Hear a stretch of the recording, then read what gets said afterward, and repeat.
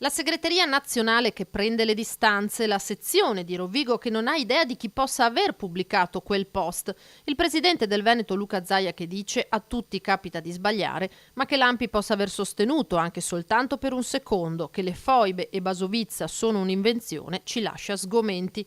Piovono reazioni incessantemente al post negazionista dell'Associazione Partigiani di Rovigo che parla di foibe come invenzione storica. Il post comparso è sbagliato e non rappresenta affatto la posizione della nostra associazione, chiariscono dall'ANPI nazionale, accusando la destra estrema di aver scatenato una campagna stampa contro i partigiani e l'eredità che hanno lasciato. Io sto alla dichiarazione del presidente dell'ANPI di Rovigo, che non sa nemmeno chi l'abbia messo questo post, ormai su Facebook gira di tutto e di più. Ma noi la posizione come ANPI, ma come ANPI complessivamente a livello e locale e nazionale, è sempre stata chiara su questa questione delle foibe.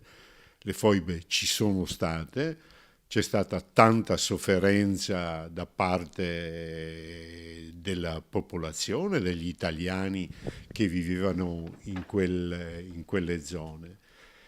Però occorre anche capire il contesto in cui avviene tutto questo, il contesto della guerra.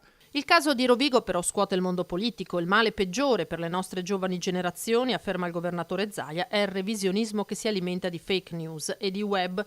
Zaia non è l'unico esponente leghista a far sentire la sua voce. Dire che le foibe sono un'invenzione dei fascisti è un grave insulto alle vittime dei crimini dei partigiani jugoslavi, tuona l'eurodeputato Mario Borghezio, mentre per il sindaco di Rovigo Massimo Bergamin rinnegare una tragedia simile è da pazzi. Mi confronterò con il ministro dell'interno Matteo Salvini, conclude, per capire quali provvedimenti prendere nei confronti della sezione ANPI di Rovigo, ma dall'associazione restano fermi in un necessario distinguo. Noi non neghiamo niente, non ci riconosciamo certamente in quel post, riconosciamo che le foibe sono state un grande dramma, però anche occorre vedere la parte degli altri, perché se andiamo in Slovenia e in Croazia loro raccontano un'altra storia e quindi occorre in qualche modo trovare la capacità di leggere la storia nel modo giusto. Le guerre civili purtroppo